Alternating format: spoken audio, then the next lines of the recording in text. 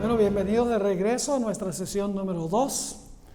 Vamos a continuar el estudio que comenzamos anteriormente sobre los movimientos de Jesús a través de su casa.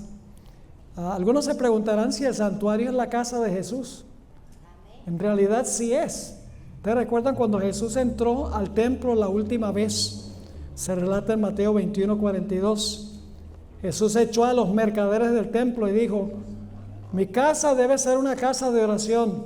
Mi casa, dijo, el templo, debe ser una casa de oración. Ustedes la han convertido en una cueva de ladrones. Así que Jesús se refirió al santuario como su casa. Y entonces Él nos da el tour de su casa, desde el campamento, entonces hasta al altar del sacrificio, luego entonces al lavacro, y entonces ahora vamos a estudiar su movimiento al lugar santo. Pero tengamos una oración para comenzar. Padre Celestial, gracias te damos por habernos acompañado en nuestro primer estudio. Y ahora, al continuar estudiando en cuanto a la casa de Jesús, del Mesías, pedimos la dirección de tu Santo Espíritu. Contamos, Señor, con tu presencia, la reclamamos en el precioso nombre de Jesús. Amén. Bien, vamos a repasar lo que estudiamos en nuestra primera sesión. Estudiamos 3 movimientos de Jesús a través de su casa. ¿Dónde comenzamos? En el campamento. Comenzamos en el campamento. ¿Y qué fue lo que hizo Jesús en el campamento? En medio nuestro, ¿vivió qué? Una vida absolutamente perfecta. ¿Con qué motivo? ¿Cuál fue el propósito por el cual vivió la vida perfecta? Para tejer un manto de perfecta justicia, para ofrecerle a ¿cuántas personas? A todo ser humano. Luego Jesús se movió al altar del sacrificio. ¿Qué hizo ahí? ¿Qué hizo Jesús en el altar? Dio su vida. Todos los pecados de todos los seres humanos fueron colocados sobre Él y sufrió la pena o el castigo que deben sufrir todos los seres humanos.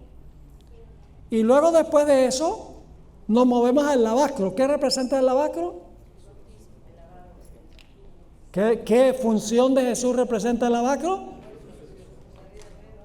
La resurrección de Jesús, cuando se despoja de la contaminación de la muerte, para no morir más. Se lava, por así decirlo, de la muerte, como cuando nosotros nos bautizamos, nos lavamos del pecado y de la muerte también.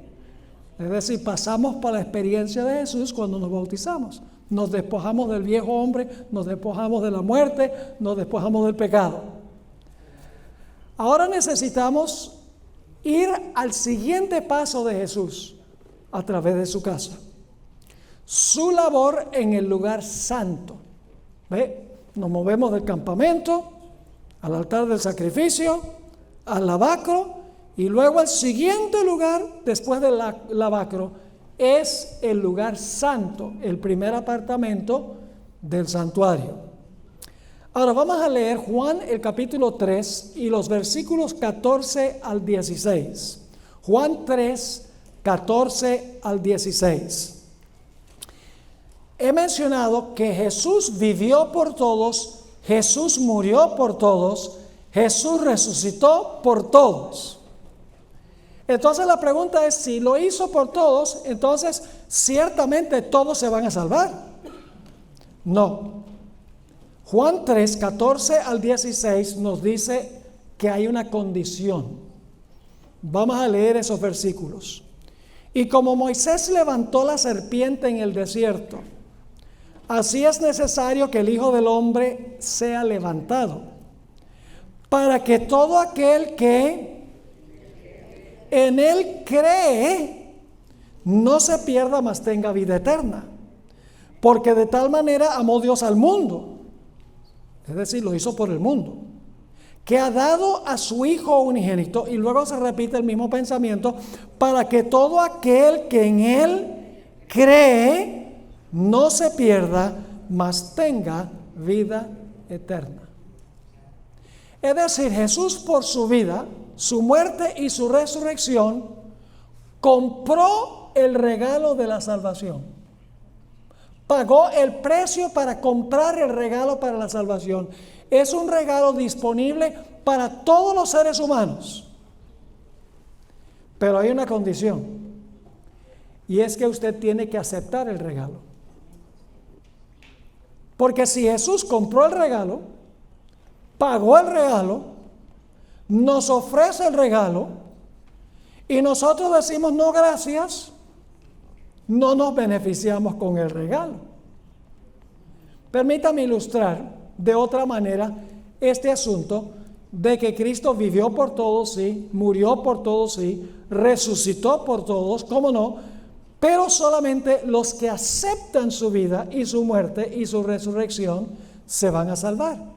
Tenemos que responder, en otras palabras. Tenemos que escoger aceptar el regalo que Cristo pagó. Vamos a dar una ilustración. Quiero que se imaginen el dueño de un banco multicuatrillonario. Tiene suficientes recursos en su banco para pagar todas las deudas de todos los seres humanos en el planeta Tierra. Hay suficiente capital para pagar todas las hipotecas, todas las tarjetas de crédito, todos los préstamos educativos, todas las tarjetas de almacenes por departamento, las cuotas de los automóviles. Él depositó en ese banco suficiente capital para pagar todas las deudas de todos los seres humanos. ¿Cuán larga creen ustedes que sería la cola de gente reclamando el capital? Yo creo que le daría varias vueltas al mundo, indudablemente. Pero ¿de qué valdría que él tuviera ese dinero en el banco si nadie lo sabe? Por lo tanto, este dueño del banco, por todos los medios posibles, por palabra de boca, por televisión, por radio, por internet, por teléfono, por la prensa, por Facebook, por Twitter, por WhatsApp, reparte la buena noticia que este multicuatrillonario ha depositado suficiente dinero en su banco para pagar todas las deudas de todos los seres humanos. No hay razón por la cual nadie tenga que quedarse endeudado, pero hay una condición. Y la condición es que los deudores tienen que arrepentirse de haberse endeudado y tienen que confesar que hicieron mal en endeudarse. Y tienen que prometer que van a no endeudarse en el futuro y que tienen que venir al banco confiando que el dueño del banco se puede confiar en lo que él dice y que en verdad él va a tomar el capital del banco para pagar las deudas. Ahora podemos entender un poquito mejor lo que hizo Jesús. El Señor Jesucristo, cuando vivió y murió y resucitó, depositó, por así decirlo, en el banco celestial suficiente capital para cancelar las deudas de todo ser humano que jamás haya vivido en la historia del planeta Tierra. Es decir, la vida, muerte y resurrección de Cristo es suficiente para salvar a todo ser humano en el planeta.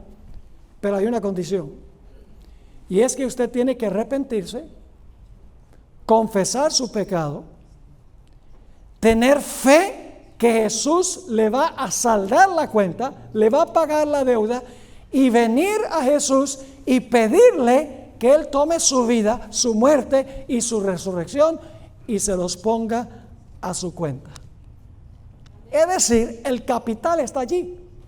Pero si usted no viene a reclamar el capital, todavía queda ¿qué? Todavía queda endeudado o endeudada. Es decir, cuando Jesús vivió, murió y resucitó, hizo un depósito de suficiente capital en el banco celestial para salvar a todo ser humano. Pero solo los que reclaman el capital que depositó Jesús allí se van a salvar. Quiero leerles una cita que encontramos en el libro devocional Hijos e Hijas de Dios, página 24. Cristo se ha comprometido a ser nuestro sustituto y garante. Y no pasa por alto a nadie. Ahora escuchen esto. La idea del banco no es una idea mía. Viene de este libro, escrito por Elena White, que se llama hijos e hijas de Dios. Hay un fondo inagotable de obediencia perfecta que proviene de su obediencia. ¿Qué es lo que hay en el banco? ¿Un fondo de qué? Un fondo inagotable. ¿Qué significa inagotable? Si es inagotable, ¿hay suficiente para todos? Sí. Hay un fondo inagotable de obediencia perfecta que proviene de su obediencia, es decir, de la obediencia de Jesús. En el cielo, sus méritos, su abnegación y su sacrificio propio se atesoran como incienso que se ofrece juntamente con las oraciones de su pueblo. Cuando las oraciones sinceras y humildes de los pecadores ascienden al trono de Dios, Cristo mezcla con ellas los méritos de su propia vida de perfecta obediencia. Nuestras oraciones resultan fragantes gracias a este incienso. Cristo se ha comprometido a interceder en nuestro favor y el Padre siempre oye al Hijo. ¡Qué tremenda cita! Un fondo inagotable. Cuando Jesús vivió, murió y resucitó, hay suficientes recursos para salvar a todo ser humano que jamás haya vivido, pero no todos se van a salvar. Vamos a leer algunos versículos muy interesantes aquí. Primera de Juan, el capítulo 2 y el versículo 1 y 2. Primera de Juan 2, 1 y 2. Hijitos míos, estas cosas os escribo para que no pequéis. Y si alguno hubiere pecado, ¿qué tenemos? Abogado tenemos para con el Padre. ¿Y cómo es ese abogado? Jesucristo el que justo. Así que, por ejemplo, yo cometo un pecado, me arrepiento del pecado, confieso mi pecado y le digo a Jesús: Señor Jesús, tú viviste una vida perfecta, tú moriste por ese pecado. Señor Jesús, tú eres justo, yo soy injusto. Por favor, sé mi abogado. Ve ante el Padre y reclama el perdón por tu vida y por tu muerte. Y el Padre acepta la vida y la muerte de Cristo en mi lugar. Ese es el fondo inagotable. Pero tenemos que arrepentirnos y confesar el pecado y reclamar eso de Jesús por medio de la fe en Él. Ahora, si yo les preguntara si Cristo intercede por todos los seres humanos, posiblemente algunos dirían: sí, Jesús intercede por todos los seres humanos. Jesús no intercede por todos los seres humanos. Eso no es bíblico. ¿Por quiénes entonces intercede? Hebreos el capítulo 7 y el versículo 25, dejamos que la Biblia nos lo explique. Hebreos 7 y el versículo 25 dice: por lo cual puede también salvar perpetuamente ¿a quiénes? A los que por Él se acercan a Dios. ¿Por quiénes intercede Jesús? Por los que por medio de Jesús se acercan ¿a quién? ¿Y los que no se acercan a Dios por Él? Sigue diciendo: por lo cual puede también salvar perpetuamente a los que por Él se acercan a Dios, viviendo siempre para interceder por ellos. ¿Para interceder por quiénes?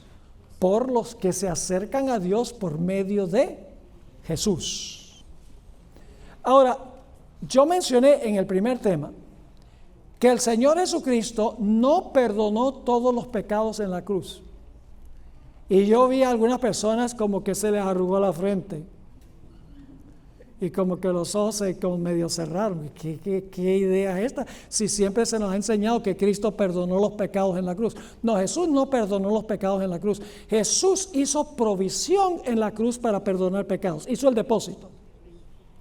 Pero usted tiene que arrepentirse y confesarlos y confiar en Jesús personalmente, y entonces Él toma el capital y lo pone a su cuenta y le cancela su cuenta. ¿Me están entendiendo lo que estoy diciendo?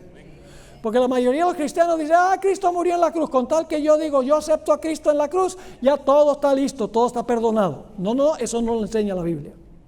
Vamos a leer algunos versículos para que se den cuenta.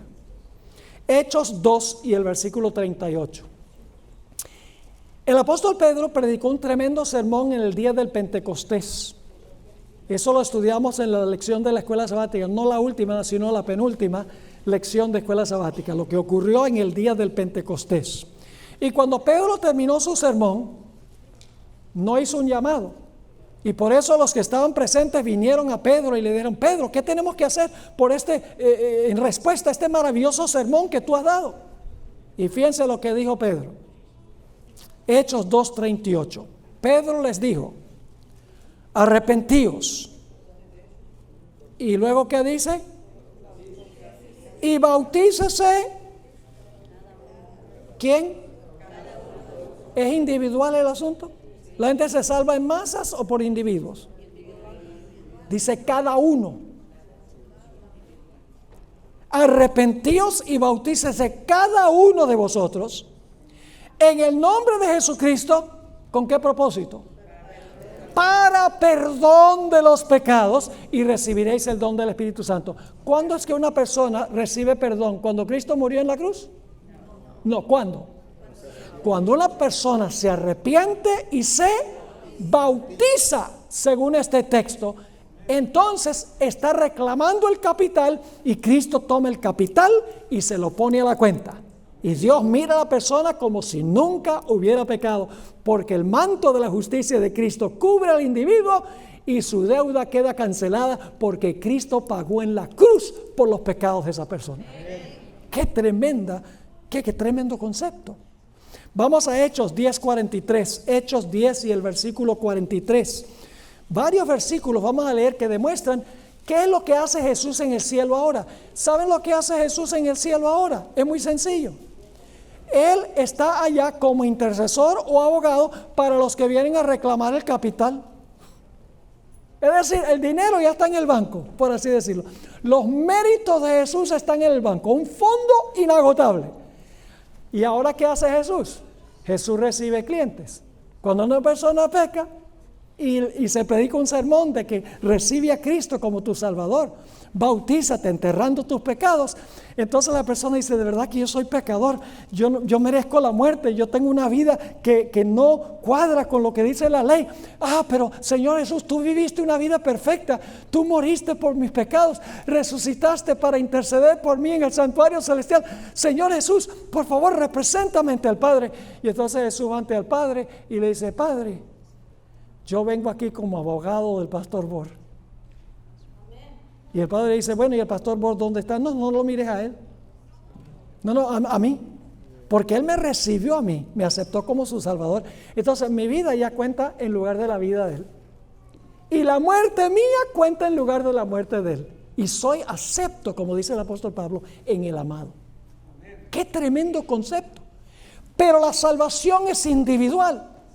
Cristo nos salvó a todos en la cruz, hizo provisión, depositó el capital, compró el regalo, pero tenemos que aceptar el regalo, tenemos que reclamar el capital. Noten Hechos 10:43.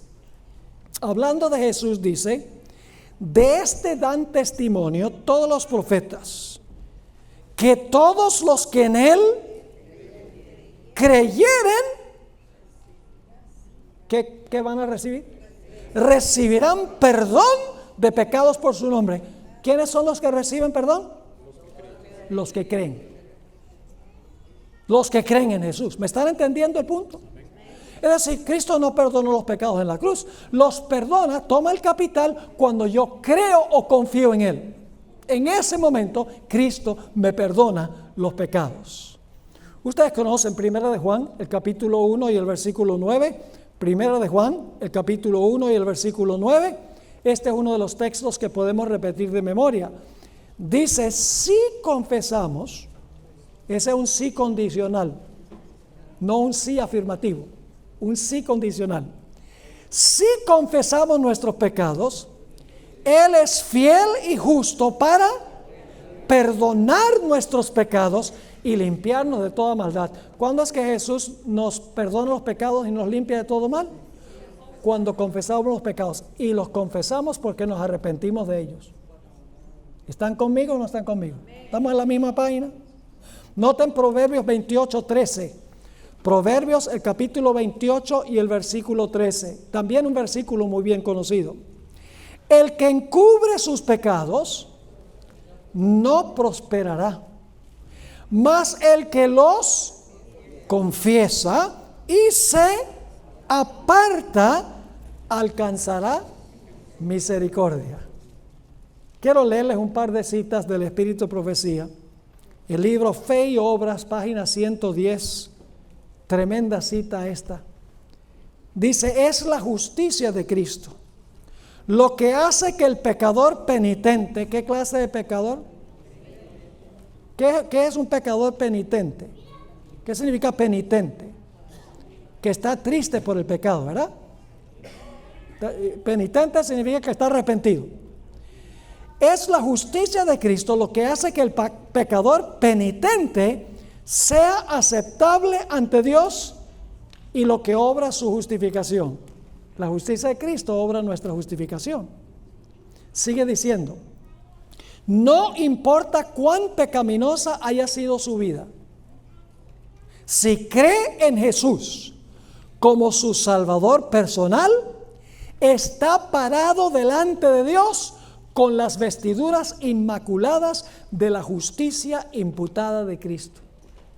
Justicia imputada significa acreditada, nos es puesta a la cuenta cuando aceptamos a Jesús. En otra cita en el libro devocional La fe por la cual vivo, página 109, dice, la gracia de Cristo justifica gratuitamente. ¿Justifica cómo? ¿Y por qué es gratuitamente? Porque nosotros no tenemos que pagar, Él pagó. Él compró el regalo, Él pagó, yo no tengo que pagar. Lo que tengo que hacer es aceptar el regalo. Yo pregunto, ¿usted puede rechazar un regalo? Si alguien le da un regalo, ¿ustedes tienen la opción de rechazarlo? Claro que tienen la opción de rechazarlo. ¿Sí o no? Por ejemplo, si un miembro de la iglesia juega la lotería, que no debemos hacer, y se gana 2 millones y le ofrece regalar a la iglesia 1 millón, ¿qué dice la iglesia? Le dice, muchas gracias, nos cae bien el millón. Yo diría que no. ¿Por qué? Porque es dinero que está manchado, ¿sí o no? Ahora, fíjense lo que dice. La gracia de Cristo justifica gratuitamente al pecador sin mérito o reclamo de su parte. La justificación es el perdón pleno y completo por el pecado. El mismo instante, qué tremendo esto, el mismo instante en que el pecador acepta a Cristo por fe, recibe perdón. Se le imputa la justicia de Cristo, es decir, se le pone la justicia de Cristo a su cuenta y ya no debe dudar en cuanto a la gracia perdonadora de Dios. Pero hay que reclamarlo, ¿sí o no? Hay que reclamar el regalo, personalmente, por el arrepentimiento, por la confesión, por el bautismo, como vimos, dijo Pedro, por el bautismo y por la fe en Cristo Jesús. Adoptarlo como nuestro intercesor, nuestro mediador, nuestro abogado. Ahora, tomemos un ejemplo práctico de la Biblia sobre cómo funciona este asunto. Ustedes recuerdan la historia del hijo pródigo, ¿verdad? Vamos a mirar un momento la historia del hijo pródigo para ver cómo es que resulta este asunto. Este joven era un muchacho bien egoísta cuando vivía en la casa. Estaba cansado de las reglas del hogar. Le dice, papá, ya estoy cansado de todos estos reglamentos y todas estas leyes de la casa. Yo quiero salir, quiero ser libre, quiero vivir la vida, gozar la vida. El papá trató de disuadirlo, pero no fue capaz. Así que el joven se fue. Y por allá disfrutó de todos los placeres que estaban disponibles para él. Según el hermano, hasta se acostó con rameras. Después de un tiempo de disfrutar, entre comillas, le vino la época difícil, porque se le acabó el dinero y se le fueron todos los amigos. Y terminó trabajando entre los puercos y compitiendo con los puercos por la comida.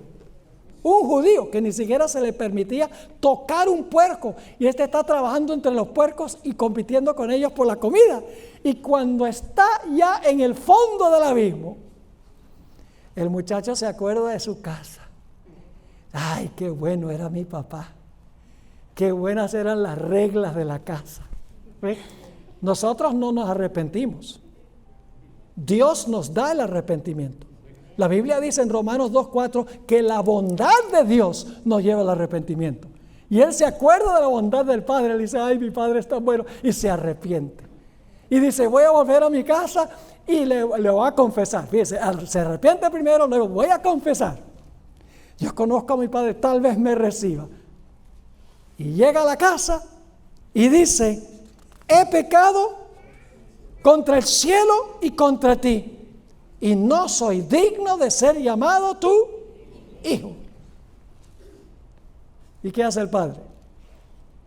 El padre le dice, sí, ¿cómo así que si tú eres mi hijo? Tú volviste arrepentido, te he estado esperando, confesaste tu pecado, confiaste que yo soy bondadoso, y lo recibió y lo abrazó. Y entonces, ¿qué le hizo el padre?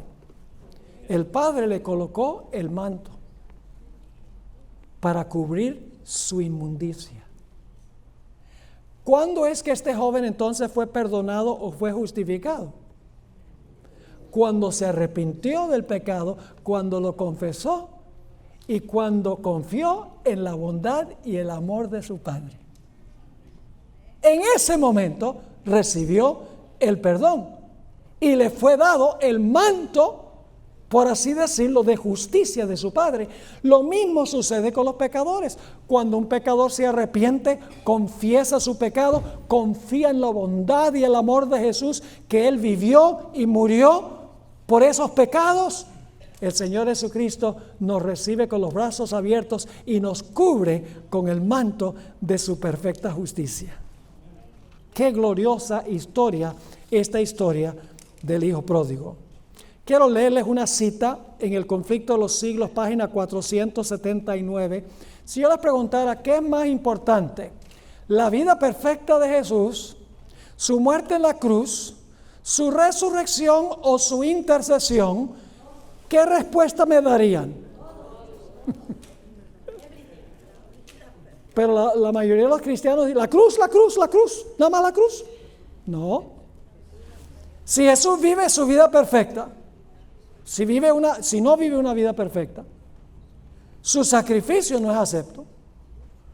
Si Jesús muere, pero no resucita, no puede cumplir la siguiente función de aplicar los beneficios de su vida y su muerte a los pecadores. Es decir, cada paso de Jesús es igualmente indispensable para la salvación. Hay que mirar la salvación como un proceso. Hay que mirar el panorama global de la salvación para entender que Cristo es nuestro todo. Su vida es nuestra, su muerte es nuestra, su resurrección es nuestra, su intercesión es nuestra. Si nos arrepentimos, confesamos el pecado y confiamos en la bondad y el amor de Jesús. Fíjense lo que dice El Conflicto de los Siglos, página 479. La intercesión de Cristo por el hombre es, en el santuario celestial, es tan esencial para el plan de la salvación como lo fue su muerte en la cruz. Su intercesión es ¿qué? Tan esencial como su muerte en la cruz. Ahora dice, con su muerte comenzó la obra que después de su resurrección fue a completar en el cielo. Ahora fíjense, la provisión de salvación estaba completa cuando Jesús dijo consumado es en la cruz. Porque había vivido una vida perfecta, tejido un manto perfecto y había muerto por todos los pecados. La provisión estaba completa, pero todavía faltaba hacer la aplicación de lo que Jesús ganó individualmente a través del arrepentimiento, la confesión y la confianza en Jesús. ¿Están entendiendo? Sigue diciendo la cita. Con su muerte comenzó la obra que después de su resurrección fue a completar en el cielo. Por la fe debemos entrar dentro del velo donde entró por nosotros como precursor Jesús. ¿Es indispensable la obra intercesora de Cristo que nos vaya a representar como abogado? Sí. ¿Tiene que estar vivo para eso? ¿Tiene que haber resucitado? Sí. ¿El Padre lo hubiera resucitado si no hubiera ofrecido un sacrificio perfecto? No. ¿Su sacrificio hubiera sido aceptado si el Señor Jesucristo no vivió una vida perfecta? No. Es una cadena, mis hermanos y hermanas. La salvación. Un proceso de varios pasos. Estamos tomando el tour de la casa del Mesías para ver cómo salva el Señor Jesucristo a los seres humanos. Ahora tenemos que ir al quinto paso de Jesús a través de su casa. Tenemos que hablar del lugar santísimo del santuario. Ahora, necesito explicarles que cuando en el servicio del Antiguo Testamento la gente se arrepentía del pecado y confesaba sus pecados, el sacerdote colocaba sus manos sobre la cabeza de la víctima, confesaba los pecados del pecador penitente sobre la cabeza del animal, porque ahí está en realidad el cerebro, la conciencia. Ahí fue que sufrió Jesús en su mente, agonía mental. Casi no podía sentir el dolor físico por la agonía mental. Es decir, el sacerdote y a veces el pecador colocaba sus manos sobre la cabeza de la víctima y transfería su pecado a la víctima. Y luego el sacerdote mataba a la víctima. A veces también era el pecador que mataba a la víctima. Y entonces el sacerdote tomaba la sangre de la víctima que tenía el registro del pecado y llevaba la sangre allí al velo entre el lugar santo y el lugar santísimo y depositaba el pecado en el santuario. Ahora, no tienen que sentir temor. Ay, entonces los pecados están allá. Miren, nuestra mayor seguridad de salvación es que nuestros pecados entren al santuario por la sangre de Cristo. Porque si no están allá, están aquí. Así que tenemos que estar seguros de arrepentirnos y confesar el pecado y contratar a Jesús como abogado para que a través de su sangre Él transfiera nuestros pecados de nosotros a Él como la víctima al santuario. Pero el problema es que cuando se transfería el pecado al santuario, el santuario quedaba contaminado. El pecador quedaba limpio y perdonado. Pero ahora el problema lo tenía el santuario, porque el santuario quedaba contaminado. Es decir, que en algún momento era necesario purificar el santuario de los pecados que habían entrado allí continuamente a través del año religioso judío. Desde que Jesús ascendió al cielo, Él ha estado recibiendo la penitencia de los pecadores, quienes envían sus pecados al santuario, y Jesús a través de su sangre introduce esos pecados allí en el santuario, y el santuario queda contaminado con el registro del pecado. Pecador queda limpio, porque el pecado ha sido transferido del pecador a la víctima y a través de la sangre de la víctima al santuario. Es decir, el pecador ya está limpio, el santuario está contaminado. Por lo tanto, hay que purificar el santuario. Ahora necesitaríamos mucho tiempo para hablar de la purificación del santuario. Sencillamente vale decir que hay un texto en la Biblia, Daniel 8:14, que dice hasta 2300 tardes y mañanas y el santuario será purificado. En realidad la fecha que nos da ese periodo de tiempo es el año 1844. Cuando el Señor Jesucristo comenzó, todavía sigue introduciendo el pecado al santuario por su sangre, pero comenzando con los que primero vivieron en la tierra, Él ahora está limpiando el santuario, purificando el santuario de aquellos pecados que entraron al santuario por medio de su sangre, la purificación del santuario. Eso comenzó en el año 1844. Los pecados todavía entran porque hasta que no se cierre la puerta de la gracia, todavía podemos ir a Jesús, reclamarlo como abogado para que Él introduzca nuestros pecados en el santuario. Él comenzó a juzgar a los que primero vivieron sobre la tierra, con Adán. Y cada generación sucesiva iba a terminar juzgando a los que están vivos. Y cuando haya juzgado el último individuo de entre los vivos que profesó a Jesús, se va a cerrar la puerta de la gracia y entonces el santuario habrá quedado completamente purificado de los pecados. Esa es la obra que desempeña Jesús ahora en el santuario. No solo introducir los pecados por medio de su sangre de los que los confiesan y se arrepienten de ellos y confían en Jesús, sino también comenzar el proceso de purificar el santuario de los registros, empezando con los que primero vivieron sobre la tierra. Más adelante en esta semana vamos a hablar un poco más de este proceso del juicio. Ahora, es importante para nosotros recordar que en el día de expiación los únicos pecados que eran purificados del santuario eran los pecados que habían entrado al santuario por medio de la sangre de la víctima. Los pecados que habían sido, de los cuales se habían arrepentido, los habían confesado y habían confiado en Cristo Jesús como Salvador personal. Pero ahora necesitamos hacernos una pregunta. ¿Cómo se sabe que el arrepentimiento de una persona es genuino? ¿Todos los arrepentimientos son genuinos? ¿Todas las confesiones son genuinas? ¿Toda la fe tal llamada en Jesús es genuina? No. Por lo tanto, hay que hacer un juicio para distinguir entre los que realmente se arrepintieron y confesaron sus pecados porque estaban tristes de verdad y aquellos que no estaban. Ahora, la pregunta clave es ¿cómo se determina que el arrepentimiento de una persona fue genuino? La respuesta es muy sencilla. Las obras de la persona demuestran si el arrepentimiento fue genuino o no. Y lo que se examina en el juicio son nuestras obras. Somos salvos por gracia a través de la fe. No somos salvos por nuestras obras. Pero seremos juzgados por obras. La Biblia dice claramente, salvos por gracia a través de la fe, pero juzgados por obras. Y usted dice, ahí tiene que haber una contradicción. No, no hay contradicción. Las obras demuestran si la fe de la persona fue genuina o no. ¿Cuál es el capítulo de la fe en la Biblia? Hebreos 11. ¿Han notado ustedes que toda la gente en Hebreos 11 está haciendo algo?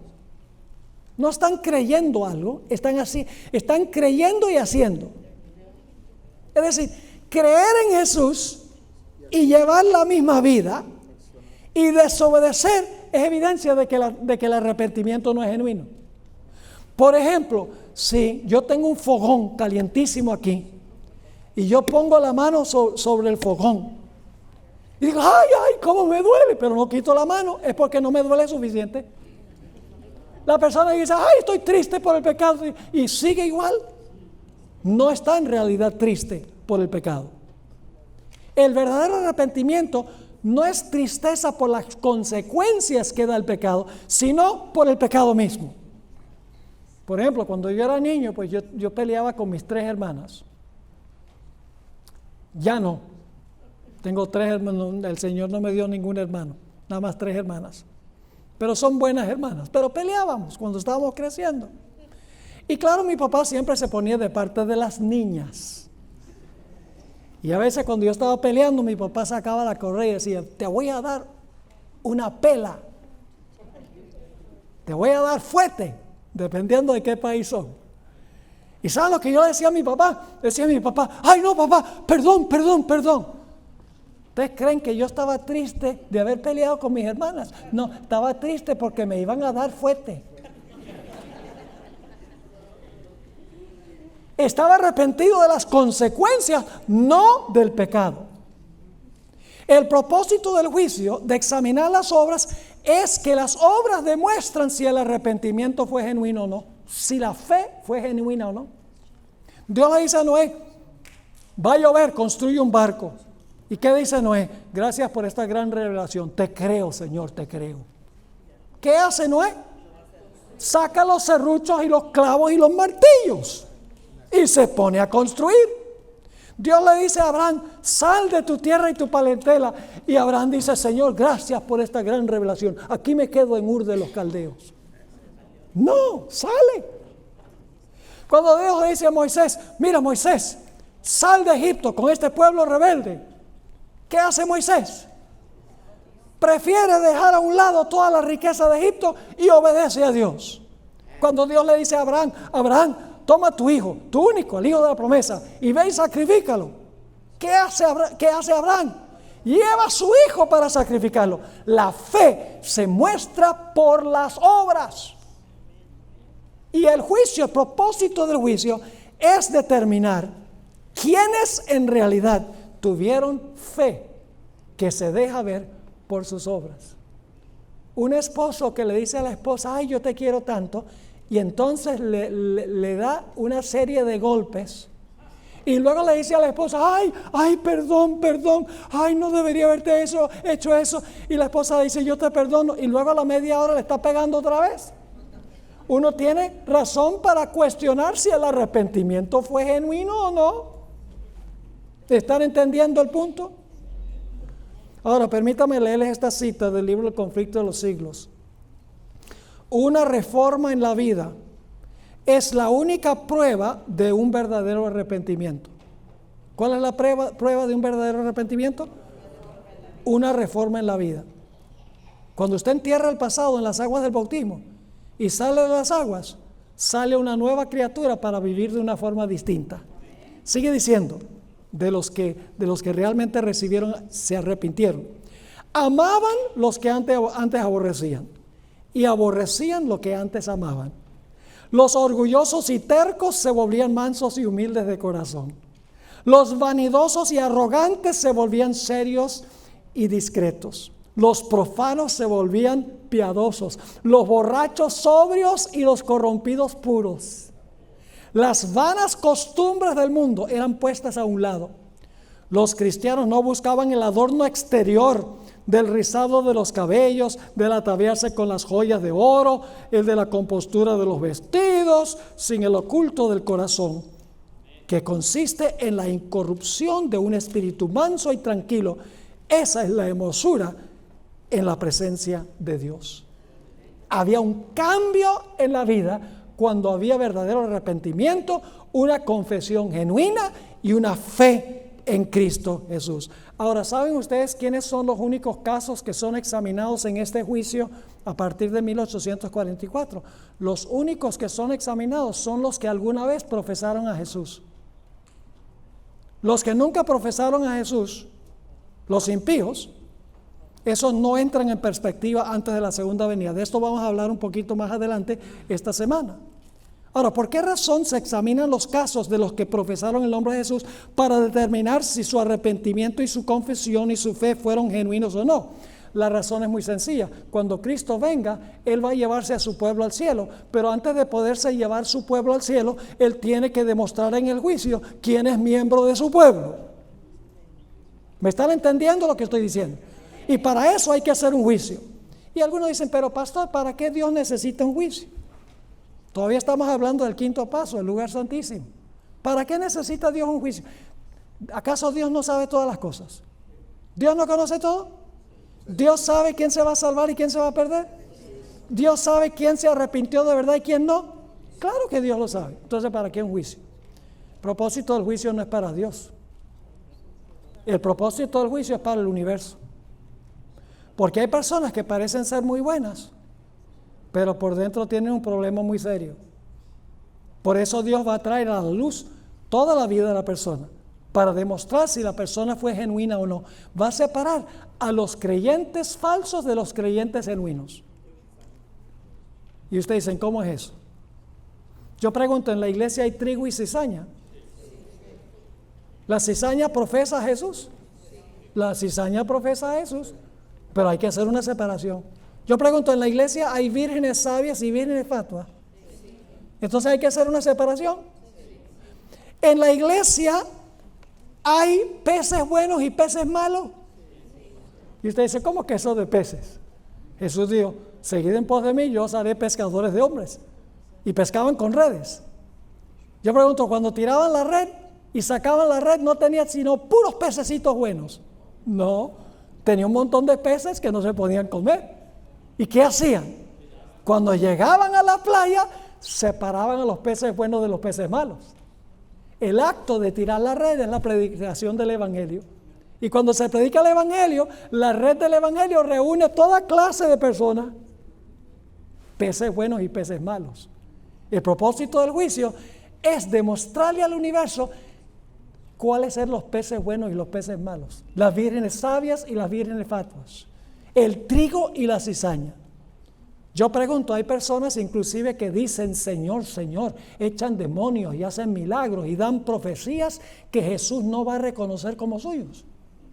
Jesús dijo, no todo el que me dice Señor, Señor, entrará al reino de los cielos, mas el que hiciere la voluntad de mi Padre. Muchos me dirán en aquel día, Señor, Señor, no profetizamos en tu nombre. Señor, Señor, no echamos demonios en tu nombre. Señor, Señor, no hicimos muchos milagros en tu nombre. ¿Y qué va a decir el Señor Jesucristo?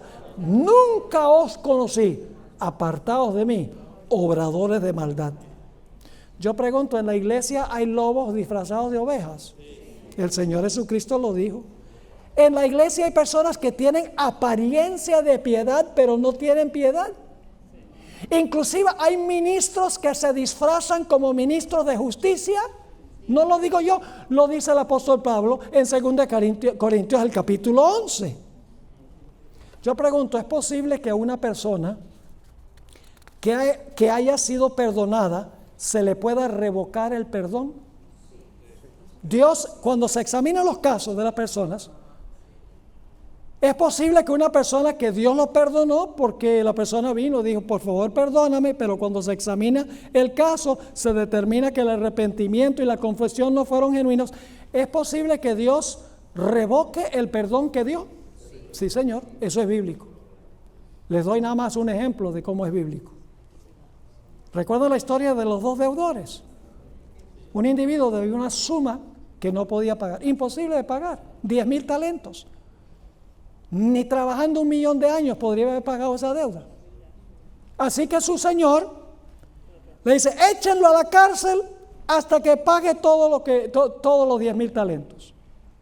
¡Wow! Este individuo estaba en una situación difícil. Por lo tanto le dice a su señor, ay, por favor, le forma la llorona, ¿no? Ay, por favor, señor, dame tiempo que yo lo pago. Y el señor le dice, ¿qué tiempo ni qué pan caliente? Si tú no tienes donde caerte muerto, ¿cómo vas a pagar esa deuda? Y sigue rogando y dice, ay, por favor, por favor. Oh, y entonces el Señor, movido a misericordia, porque clamó a él, dijo, voy a hacer algo mejor, te puedes ir, la deuda queda perdonada. Esa deuda que no podías pagar, perdonada. ¡Wow! Este individuo dice, esto es tremendo. Él no estaba arrepentido de haberle administrado mal los fondos al Señor. Estaba triste de que iba a parar en la cárcel y le iban a confiscar todo. Estaba triste de las consecuencias y no del pecado. Y entonces, y eso se deja ver por sus obras, ¿ve? Clamó por perdón, el Señor lo perdonó por gracia, pero ahora él sale y se encuentra a una pobre víctima que le debía 100 denarios, el equivalente de 100 días de trabajo, pero una deuda que se podía pagar aunque fuera en cuotas. Y entonces le dice a este individuo, págame lo que me debes. Y este individuo hace lo mismo, le dice, hey, por favor dame tiempo que yo te lo pago. Y dice, ¿qué tiempo? Y lo agarra por el cuello y lo está ahorcando. Resulta que los siervos del Señor, que representan a los ángeles que registran nuestras acciones para ver si nuestro arrepentimiento fue genuino o no, fueron y le contaron al Señor, que representa a Dios, y le dijeron, ¿sabes lo que hizo ese individuo que le perdonase esa deuda tan grandota? Se consiguió uno que le debía una miseria y lo estaba ahorcando para que le pagara. Sus obras demostraron que no apreciaba el perdón de su Señor, que se había arrepentido de las consecuencias y no del pecado mismo. Y dice la Biblia que su Señor le revocó el perdón hasta que pagara todo lo que debía.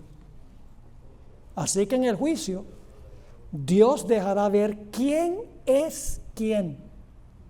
¿Quién es un creyente genuino? ¿Quién en verdad está triste por el pecado? Que ha confesado su pecado, que ha confiado en Jesús, que ha enterrado su vida en las aguas del bautismo, que ha contratado a Jesús como intercesor, mediador, abogado. Y aquellas personas que solamente quieren escapar al castigo o quieren ganar la recompensa del cielo. ¿Le está quedando claro el quinto paso de Jesús? Ahora, ¿ese paso es tan importante como los otros? Pues si Cristo no hace una obra de separación, entonces ¿cómo se va a llevar a su pueblo al cielo? ¿Cómo va a demostrar al universo quién es verdadero miembro de su pueblo? Todos nos quedaríamos aquí. Entonces es igual de importante. El tiempo se ha ido aquí, así que hay que ir al paso número 6. El paso número 6 se realiza cuando el sumo sacerdote sacaba todos los pecados del santuario, purificando el santuario. Él iba y los colocaba sobre la cabeza del macho cabrío Azazel. Azazel es un símbolo de Satanás. ¿Quién fue el que originó el pecado? Satanás. ¿Quién perpetúa el pecado? Satanás es el originador y el perpetuador. Es el culpable, en otras palabras, del pecado.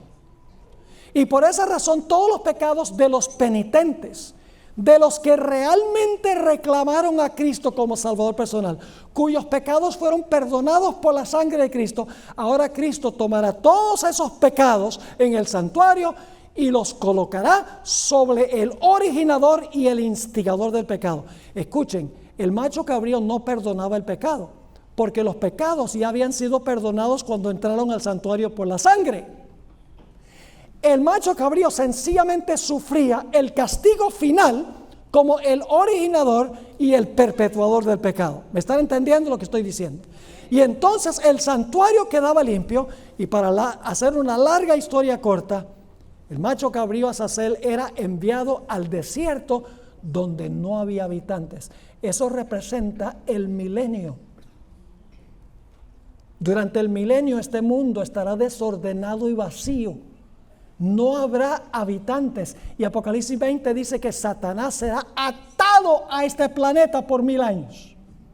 Y la buena nueva es que después de los 1000 años, después que los pecados de los penitentes han sido colocados sobre él, los pecados que fueron perdonados por la sangre de el macho cabrío de Dios que representa a Cristo Jesús, esos pecados son colocados finalmente sobre Satanás. Y la buena nueva es que después del milenio desciende la santa ciudad Nueva Jerusalén, y para hacer una larga historia corta, la Biblia dice que fuego descenderá del cielo y consumirá a todos los pecadores, consumirá a Satanás y sus ángeles, y Dios tendrá un universo limpio. Ese es el paso número 6. ¿Ese paso es igualmente importante que todos los demás? Lógico que sí, porque si Jesús no desempeña ese paso, entonces tenemos al diablo siempre aquí. Pero eso indica que el diablo finalmente será destruido y será desterrado. Y Dios tendrá no solo un santuario limpio, Dios tendrá un universo limpio. Y luego viene el paso número 7. Jesús regresará otra vez al campamento. Sí, la Nueva Jerusalén va a descender del cielo con los redimidos y con Jesús. Y entonces Jesús va a habitar con nosotros aquí en nuestro campamento por la eternidad, pero sin pecado. Vamos a leer eso como se encuentra en Apocalipsis 21 y el versículo 2 al 4. Apocalipsis 21, 2 al 4. ¿Recuerdan que leímos de Juan 1:14? El verbo llegó a ser carne y ¿qué? Y habitó entre nosotros. Pero cuando vino la primera vez, vino a habitar con nosotros, ¿con qué fin? Para ser tentado y vencer la tentación, y tejer un manto de perfecta justicia, hostigado por Satanás todo el tiempo. Pero ya cuando Cristo venga a habitar con nosotros al final, el pecado habrá sido eliminado del universo. Y fíjense lo que va a suceder. Apocalipsis 21 y el versículo 2 al 4. Y yo, Juan, vi la santa ciudad, la nueva Jerusalén, descender del cielo de Dios, dispuesta como una esposa ataviada para su marido. Y oí una gran voz del cielo que decía: he aquí el tabernáculo de Dios con los hombres. ¿Quién es el tabernáculo de Dios? ¿Saben que en Juan 1:14, donde dice el verbo habitó entre nosotros, esa palabra habitó allí es un verbo? Es la palabra skenoo en griego. La palabra que se usa aquí, tabernáculo de Dios, es la palabra skene, el sustantivo. Es decir, Jesús, cuando vino la primera vez, tabernaculó con nosotros. Yo sé que esa es una palabra inventada, pero para que puedan entender, habitó entre nosotros. Y luego dice aquí que después que desaparezca el pecado, dice: he aquí el tabernáculo de Dios con los hombres, es decir, Jesús. Y Él morará con ellos, y ellos serán su pueblo. Y Dios mismo estará con ellos como su Dios. ¿A dónde? Aquí en la tierra. Y luego dice: enjugará Dios toda lágrima de los ojos de ellos. Y ya no habrá muerte. Gloria a Dios por eso. El pastor me dijo que hoy fue un sepelio. Hay varias personas en la iglesia que yo pastoreé que han sufrido la muerte recientemente. Dios está permitiendo que muchos de sus hijos vayan al descanso, pero mueren con esperanza, porque Cristo viene pronto. Así que dice: enjugará Dios toda lágrima de los ojos de ellos. Y ya no habrá muerte, ni habrá más llanto, ni clamor, ni dolor. Gloria a Dios, porque ya no va a haber dolor. ¿Y por qué es eso? Porque las primeras cosas pasaron. Y en Ezequiel, el capítulo 48, el versículo 35, nos dice que el nombre de la ciudad, Nueva Jerusalén, se va a cambiar.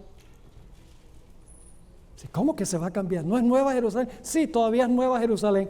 Pero fíjense, Ezequiel 48, 35, que está hablando de Jerusalén, dice: y el nombre de la ciudad desde aquel día será Jehová Samá.